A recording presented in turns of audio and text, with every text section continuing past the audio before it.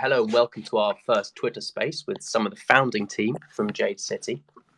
In the space, we have Otto and myself, Tom. We're two of the architects behind the design and concepts.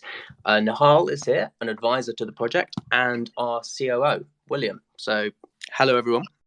Hello. So we are going to start with introducing what Jade City is all about, why our project is so special. We'll talk about the concepts we're developing and then answer any questions. So if you have any questions, do comment them below the space here and we will answer them live. So Will, would you like to start us off by introducing Jade City and the concept behind tokenizing a real asset? Yeah, absolutely. So Jade City really came about as a result of another company, which is called Jade Vault. And Jade Vault is a company that basically has the offtake agreement from the biggest jade mine in the world. And it's an agreement that allows Jade Vault to access 25 million kilograms of discounted jade. Now, to put that into perspective, the entire world production of jadeite is about 35 million kilos per year. So just 25 million kilos in a single agreement is huge. And Jade Vault's already doing that. They've already started buying the jade. But because of the amount of jade that they've got access to, Jade Vault needed to look at other ways to essentially grow the market for that jade, because having that amount of jade and then coming into the market with that amount of jade is quite a lot. And so that's really where the idea of Jade City came about, was using Jade City, or the concept of Jade City. Could we start to tokenize jade and make it so that a community of people, or specifically in this case the Jadeites, the citizens of Jade City, could they take part in the value chain? So could they, for example, lend stable coins, and those stable coins be used in the actual mining process and then be rewarded in tokenized physical jadeite? And the answer is, basically yes, that can be done. So it's really a form of it's a form of DeFi. That in terms of the fact that that's sustainable. Because most DeFi that you see today, it's sort of a bit of a Ponzi scheme, really. You have to buy the tokens of that platform and stake them, and then you earn more tokens of that platform, and it goes well until everybody starts selling their tokens, and then the whole thing collapses. Well, this is very, very different. You stake stable coins, so firstly, you don't take any underlying risk in the platform's token, and then you earn physical jade in a tokenized form. So that's the first thing that we wanted Jade City to do, was allow people into that value chain, get people used to the idea of owning tokenized jade as opposed to the real physical asset, although the tokens are backed by the real physical asset. And then the next thing was allowing people to actually buy like a whole piece of jade, right? So rather than just saying having like one token, which is 1 gram, having an NFT that represents maybe a 50 kilogram block, like a unique item, and that block has essentially been scanned, 3D scanned. All the information on that block has been put essentially into an NFT, and then having the ability to own that NFT and use it for investment, use it for business to business trading, use it for really whatever you want to use it for. Jadeite, is particularly in Asia, is considered an investment in the same way that we might consider gold an investment, in Europe and the US. So I guess that's the crux of it. Yeah, and you mentioned the Jadeites NFT collection there. We've got Otto, the man behind the concept. Otto, do you want to explain the nature of the collection and some of the utility there? Yeah, sure. I think it's probably an idea to look back a bit before the Jadeites came about, because we're quite unique in the fact that the Jadeites actually came after we thought we were going to build a J-back ecosystem. And so our plan was always to build the city or the ecosystem first. And that sort of stemmed from our original idea to build a DeFi protocol that was more sustainable, that, you know, all of these ecosystems that are collapsing due to high yields of, like, you know, not a real asset, we thought we could really make moves in that regard. And so we started sort of with a DeFi protocol, and that led to, you know, a marketplace. We thought we could sustain a proper play to earn scheme, because we've actually got Jade backing the ecosystem, and verified products, and we potentially were playing with the idea of creating a metaverse at that point in time. And with all these sort of ecosystems that were around, we felt that they were quite disjointed in a way, and how could we make an ecosystem slightly more cohesive? And so that's kind of where the idea of Jade City came from, having sort of an ecosystem all in one place. And the idea sort of really stemmed from an ecosystem that was backed by Jade. And so the conception of a city that was actually built on the foundations of Jade came to pass, in a nutshell. And obviously, you know, in a city, you have to have citizens. And so that was kind of a natural progression from the idea to create this Jade-backed ecosystem. And, you know, it's really useful because Jade has this sort of, as a stone, it sort of has this cultural past, not only in China, but sort of all across the world. And we sort of took inspiration from that. And we've based a lot of our narrative and lore on the idea that Jade powers both the city and the citizens.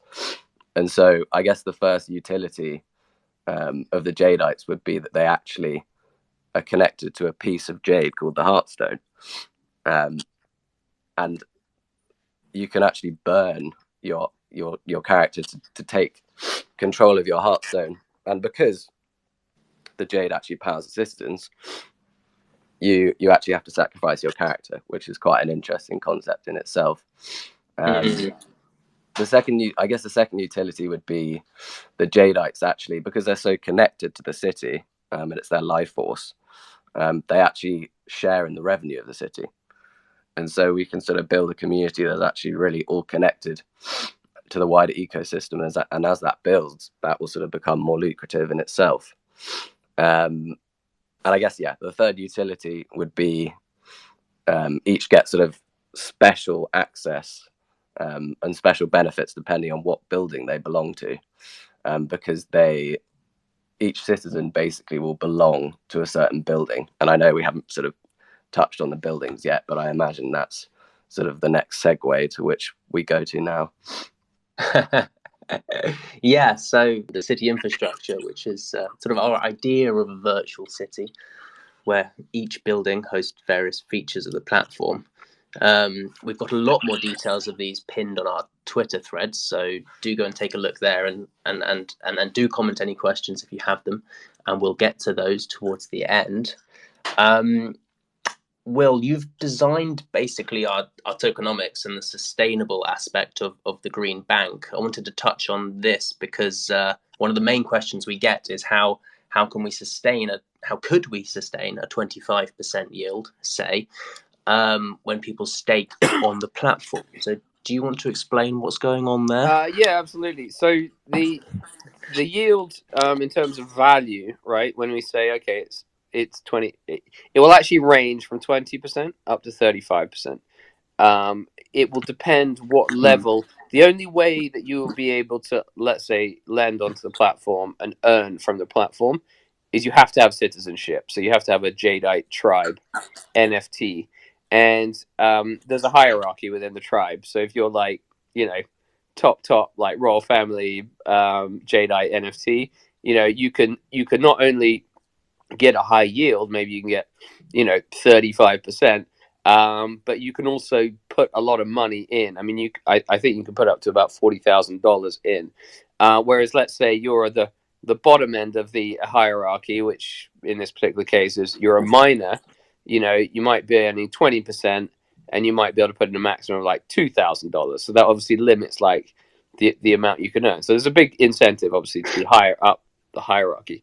In terms of how do we make it sustainable, In this case, it's relatively easy because Jade Jade Vault, which is the kind of the other company, has this offtake agreement for 25 million kilos of jade at a very large discount. And what's happening is when you, as a Jadeite citizen, let's say, just for argument's sake, okay, that you lent $30 onto the platform, you stake $30. That $30 essentially allows you to buy. When I say buy, I mean it allows the platform to buy a kilogram of jade, and that kilogram of jade is then processed and turned into stuff. It essentially generates value. So that $30 generates about, just off the top of my head, sort of probably $160 worth of value. So that $160, well, there's minus 30 because 30's got to be paid back to the lender, and then another 25% on top of that 30, whatever. So let's say whatever that is, seven and a bit dollars. That's also sold off, and wait, sorry, not sold off. That's also That's tokenized, and that basically gives the lender, their money back, plus let's say an average of 25% on top, so $37 out of the $160 of value that's created is not really that hard to achieve. And the only reason we can achieve this is we basically just have access to lots and lots of jade, and Jade Vault is sacrificing some of that jade, sacrificing some of its profit, in order to allow the citizens of Jade City to earn a high yield.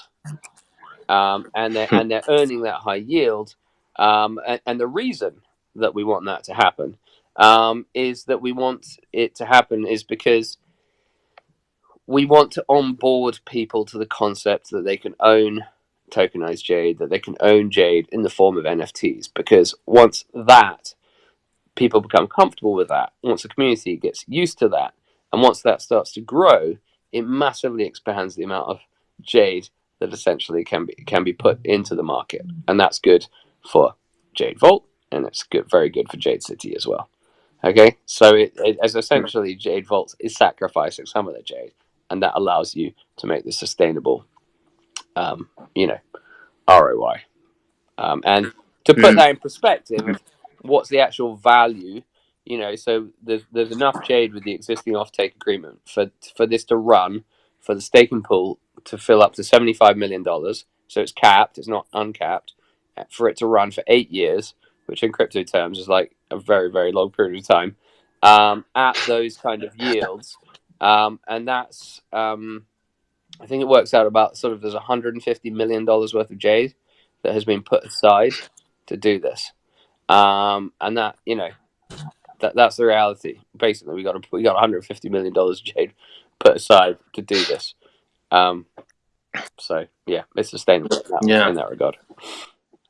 Nehal, this is your specialist area as well. Real world assets. It'd be great to hear your take on how DeFi benefits from real world assets in the space. Yeah, sure. So, hi everyone. My name's Nehal, advising Jade on a number of topics, including some of my thoughts and opinions on real world assets. First, I'd just like to say, Will, that was really insightful, the way you explained it, and also, and Tom, thanks for setting this up. It's really refreshing to hear the level of transparency that you guys are outlining here. We've been speaking for a while about the mechanisms and the processes and the way that Jade City is able to generate sustainable yield, which, as many people on this call now will look in the future, will recognize is very, very important. The sustainability of the yield and where it actually comes from, and then describing the fact that there's an excess, or shall we say an excess of jade that allows us to distribute that value to create sustainable yield, to gather users, and to make Jade City into a sort of a phenomenal new way of distributing what is effectively a real world asset. And so, to answer your question, or to sort of poke a little bit at what real world assets are, so for those that don't know, RWAs, as they're referred to in crypto, is what it sounds like. It's the tokenization of a physical, and generally a physical commodity, such as gold, jade, and over time, we hope that the industry will expand into all commodities, copper, aluminium, cotton, you name it. And why is that important? Because what crypto does, what blockchain does, is it reduces the barriers of entry for participants to be able to access these assets. So, in yesteryear, I would have to fly all the way around to the mine, or I would need to know someone who had that access to the mine to be able to have even a shot at purchasing this commodity jade at the value, at the values that Will was describing. So that's number one, the point I'd like to make. That's the real value of blockchain when it comes to real world assets, is it reduces the barriers of entry for people like us to be able to participate in this commodity. And I think that is super, super exciting because the world is large, and generally driven by whether you like it or not, who you know and who you have access to, and blockchain helps remove that barrier. So I think that's just fascinating, and really helps. Um, I think it's going to help the world unlock a lot of value. And don't take my word for it.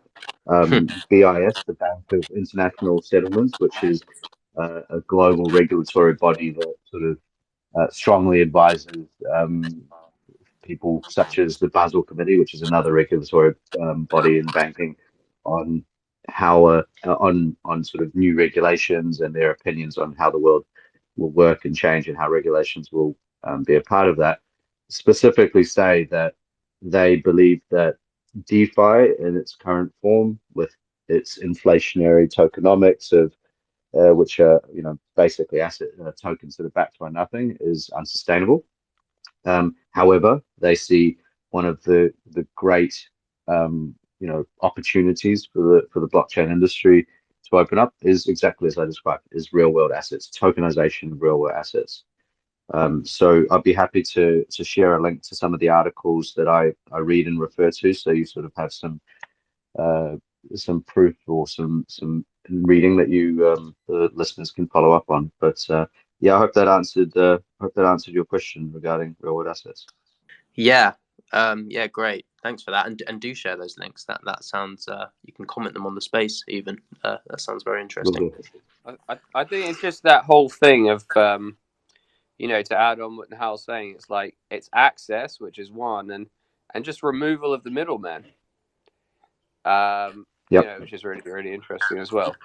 That you're basically getting direct access to one of, particularly in the case of Jadeite, that is like something that nobody has access to, apart from this mine, 99% of it comes from northern Burma.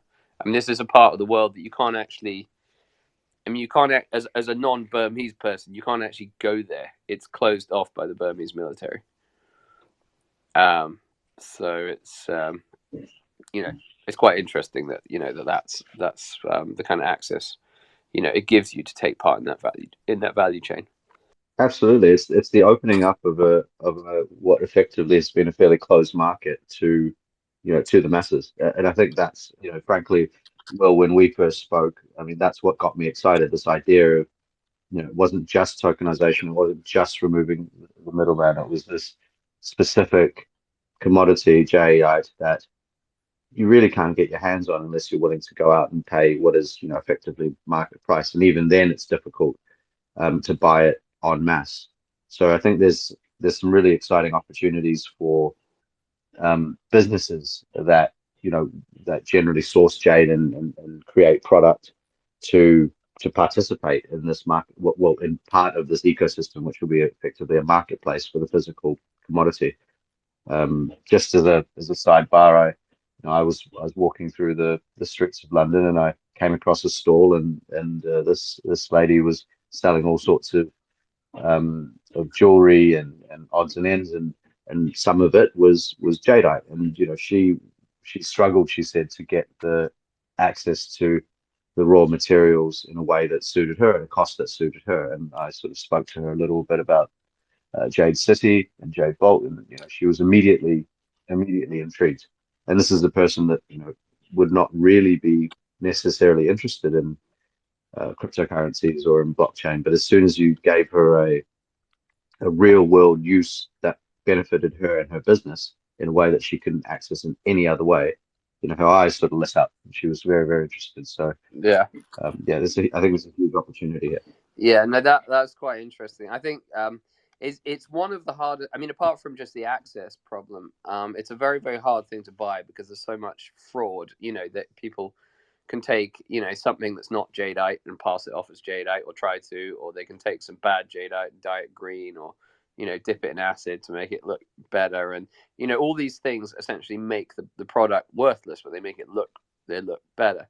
And so if you're a buyer, particularly a buyer in this side of the world, UK, Europe, US, whatever, and you want a source of it, like this lady, for example, in the market, it's very, very difficult to get it without getting ripped, just to get it, period, and then to get it without getting, ripped off and tricked. So, this is one of the main things that Jade City allows, small business owners to do, is you can literally buy a block of jade. You can buy 500 kilos of jade, or you can buy 20 kilos of jade as an NFT, and then you can have your NFT you can have that block processed into end products. So you need, I don't know, 100 bangles and 200 pendants, or whatever it is. The Jade Smith in Jade City will allow you to do that. So for those business owners, it's a very powerful tool, and that's just one small element of what Jade City will do. But it, in terms of allowing access to that product. Yeah, interestingly, you just started to answer one of the questions which has come in, so it might be a good time to throw it in from Manu. And thanks for your question. He put, "Hi guys, is there a plan to attract non-crypto users to create large adoption? Is there such a vision?" And you were just obviously sort of talking about non-crypto users, but we also do have other plans, and maybe Will. Yeah, absolutely. So there's different elements to attract them. I mean, one way is we will have access to Jade City. Whether you want to go shopping in Jade City, or whether whether you want to buy, get your hands on a block of jade and process it into other products, you will essentially be able to do that. You'll be able to log in and do it the kind of Web 2 way. Use a credit card and do that kind of thing. I think that's absolutely vital. That there's that form of access as well. And the reason being is because the total amount of people in the world who own NFTs today, I don't know what the number is, but it's not very many. Single digit millions. And I believe that in 5 years' time it'll probably it'll be hundreds of millions, but we're not there yet.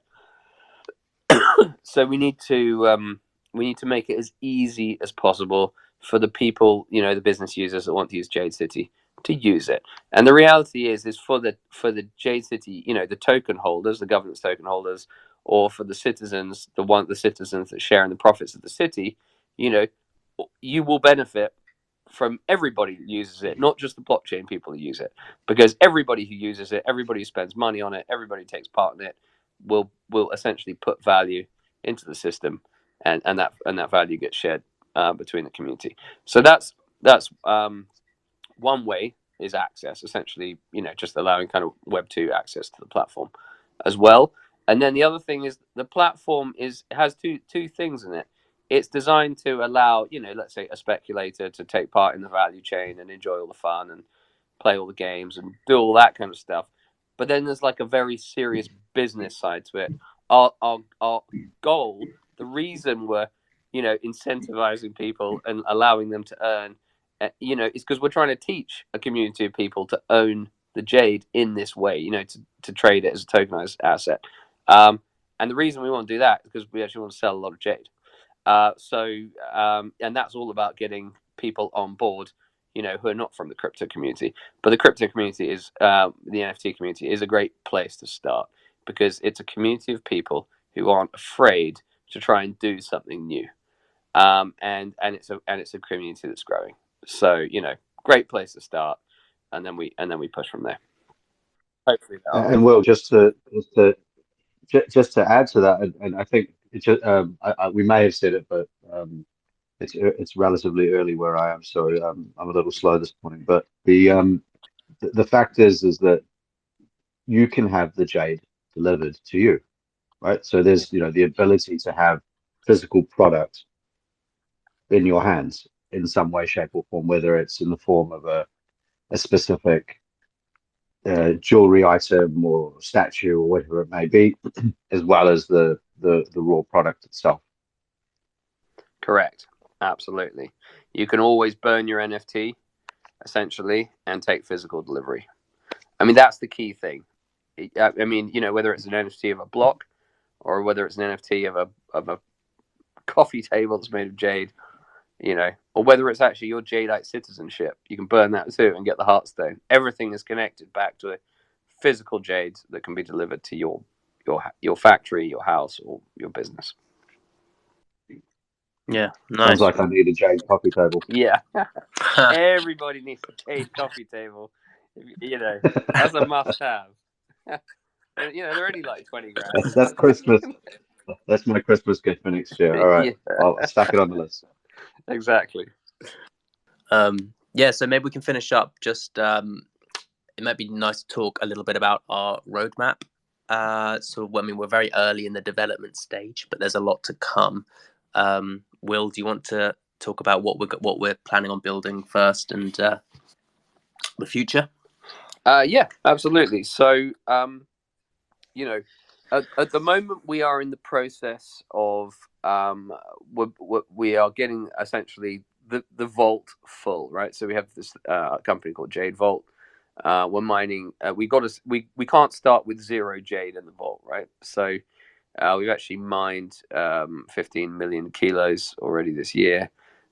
We've started to move jade over to China for cutting, and then once it's cut, it will start to move over to Dubai and be put in the vault in Dubai. So that will be like we've got to build up that physical base upon it's like the foundations upon which Jade City will be built, and that is all underway, and that's going very, very well at the moment.